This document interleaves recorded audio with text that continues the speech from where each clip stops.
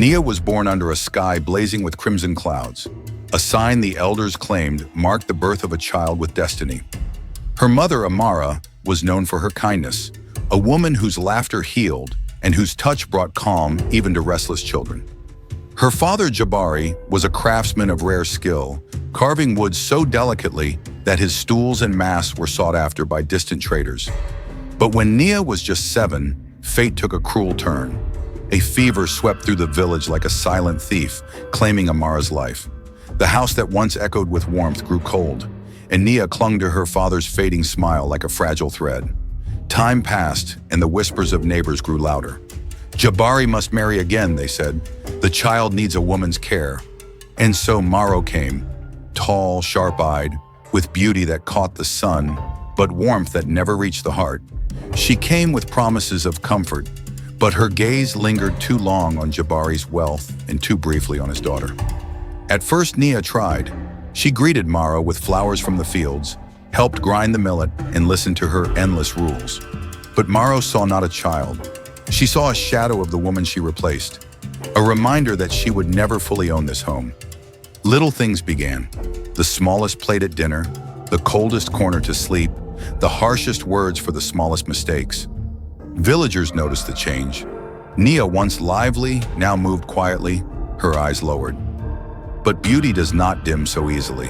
Her hair, thick, black, and glistening, became the envy of market women. Her smile, though rarer now, still lit the faces of the old men at the well, and this ate at Maro's heart like termites in dry wood. One evening, while Jabari traded in the distant market, Maro whispered to the neighbors, "She is too proud. That girl uses her looks to charm. Beauty without obedience is a curse." The seed was planted. The night was silent, but for the rustle of dry grass.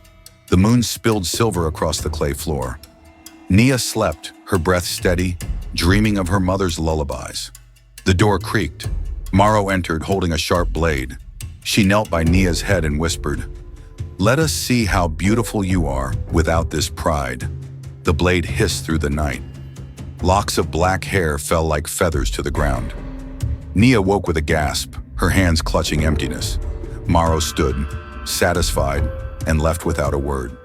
The moon watched in silence as Nia wept, quiet, trembling, but unbroken. Morning came, and with it, the laughter of neighbors. "The proud girl has lost her crown," they whispered. But Nia, though stripped of her beauty's banner, found something stirring within. She gathered the cut hair, tied it with a string, and placed it beneath the baobab tree where her mother once told her stories. "Let them laugh," she murmured. "From this I will grow stronger." And so began a journey that neither Maro nor the village foresaw. The days following the cutting of her hair felt like walking through a market with empty pockets. Everywhere she turned, there were stares, whispers, and giggles. Nia, once admired for her flowing hair, now faced the sneers of those who delighted in downfall. Maro seized every moment to remind her, beauty fades, but obedience lasts. Her father, away more often for trade, did not see the bruises of the spirit, the quiet sighs at dusk, or the tears that soaked her sleeping mat. Maro's cruelty turned systematic. She gave Nia the hardest chores under the hottest sun. She fed her last after the hens had picked the leftovers. She made her carry wood from dawn till dusk, even when rain lashed the land. Yet Nia never begged. She spoke less, but her silence became a kind of shield. Neighbors pitied her in private, but feared Maro's tongue. "She is fierce as a lioness," they whispered. The festival of harvest approached, stalls filled with woven baskets, spices, and beads. Nia, longing for just a moment of joy, braided her short hair with wildflowers. But Maro saw her preparing to go and sneered, "You? Parade your shame before the whole village?" She grabbed a bowl of cold porridge and poured it over Nia's head. Laughter erupted as Nia stood frozen, porridge dripping down her cheeks. Humiliation hardened her spirit. That night, Nia sat by the dying embers of the fire.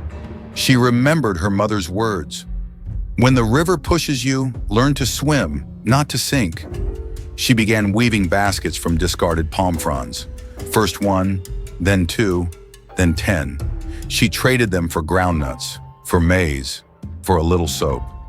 Slowly, a secret life began, one of resilience, of quiet building. Over time, the villagers noticed her baskets were stronger, prettier, and cheaper than any others. Women who once laughed at her now bought her work. Children came to watch her weave, asking for scraps to play with. Marrow fumed. "You dare outshine me?" she spat. But Nia only smiled softly. Weeks passed. Nia's hands toughened from weaving, her back bent from carrying bundles, yet her spirit straightened. Her work became her escape, her art, her answer to cruelty. Elders whispered, "This girl does not break. She bends and then rises." Her baskets began to travel, carried to other villages, exchanged for beads and dried fish. Marrow, seeing her influence grow quietly, tried to forbid her trade. "You shame this family by begging." But the villagers now defended Nia. "She does not beg, she builds." Among the villagers was Mama Nyoka, a widowed herbalist with a keen eye for injustice. She invited Nia to learn about herbs and roots. Strength is not only in hands but in the knowledge they carry. Together they brewed healing balms, teas for fever, and poultices for wounds. Nia's name began to mean something more. Healer, maker, survivor. One day the chief's wife fell ill. Rumors spread of a wasting fever that no healer could cure. Mama Nyoka sent Nia with a basket of herbs and a soft-spoken prayer. The chief's family expected an old healer, not a scarred girl with shorn hair. Yet her calmness disarmed them. She brewed her medicine, stayed the night, and by dawn the fever broke. For the first time the chief said, "This child is not cursed." "She carries the hands of the gods," Marrow, hearing of Nia's growing respect, grew restless. "She will make me the villain," she hissed. She began to plot again, this time to ruin Nia's reputation. She spread whispers. The girl uses dark charms. Her baskets carry spells. Her herbs are not medicine. They are witchcraft. Some believed, some doubted. But Nia remained silent, working harder, giving more. A turning point came at the next village feast. For the first time in years, Nia was invited to bring her baskets for display. She walked in with her short hair neatly tied, wearing a simple wrap of indigo cloth. People turned, some in surprise, some in quiet respect. She spoke little, but her work spoke loud. The chief himself bought her finest piece. Marrow, forced to smile before the crowd, felt her own place slipping. The village chief announced a grand event, the Festival of First Harvest, a time of music, trade, and honor. Every craftsman, farmer, and trader was invited to showcase their work. The best would be given a trade contract with the royal caravan. Nia felt a quiet flame stir within her. She had never imagined herself worthy of such recognition. But Mama Nyoka whispered, "Child, a seed that pushes through stone does not hide from the sun." Marrow could not bear the thought of Nia standing before the chief and merchants. That night she crept to Nia's work area and slashed several baskets with a blade. She mixed mud in the dyes and loosened the strings. When Nia discovered the damage, her heart sank, but she did not weep. She rebuilt her best pieces in 2 nights without sleep. The drums thundered, fires roared, dancers leapt. Villagers from 3 surrounding regions gathered. Merchants laid out spices, beads, and cloths. Nia arrived carrying her surviving baskets, each a blend of resilience and art. Patterns of the rising sun, the river's bend, the mother's embrace. When the chief saw her work, he paused. "Who taught you this?" Nia bowed slightly. "Hunger taught me patience. Pain taught me precision." Marrow stepped forward, feigning laughter. "She deceives you, my chief. Her baskets are cursed. No woman works such wonders without dark powers." The crowd murmured. The chief raised a hand. "If this is true, let the elders judge." Nia stood calmly. "I have nothing to hide. Let them watch me weave." And before all, with a strand of palm and a broken reed, she wove a flawless circle in silence. The elders spoke. "This is no curse. This is gift, born of hardship and patience. Shame to those who mocked it." The chief stood and declared, "From this day, Nia's work will travel with the royal caravan. Her hands are the pride of Sunset Fields." The crowd cheered. Children ran to touch her baskets. Marrow's face tightened like old leather, forced to clap. That night, Nia sat by the fire, not with triumph in her heart, but peace. For the first time, the village saw her not as the cursed girl, but as a woman of worth.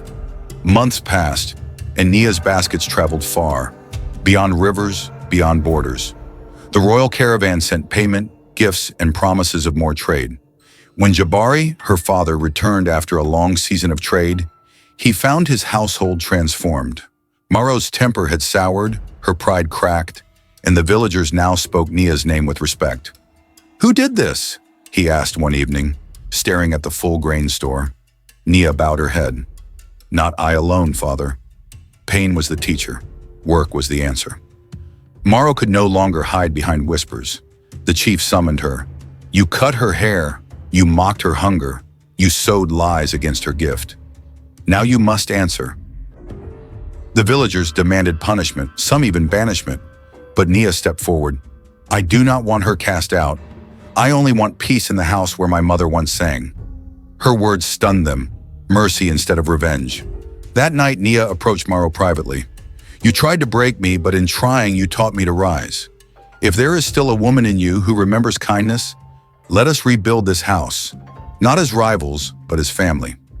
Maro wept, not loudly, but the kind of tears that come when pride finally cracks. She knelt before Nia and whispered, "Child, I was afraid of your light, but I see now it was the only light we had." From that day, the house changed. Nia's work funded the rebuilding of their roof. Maro began to help in the trade, not to control, but to serve. Jabari, humbled, listened more, spoke less, and worked alongside them. The village, once divided by gossip, now gathered in the evenings to hear Nia sing again.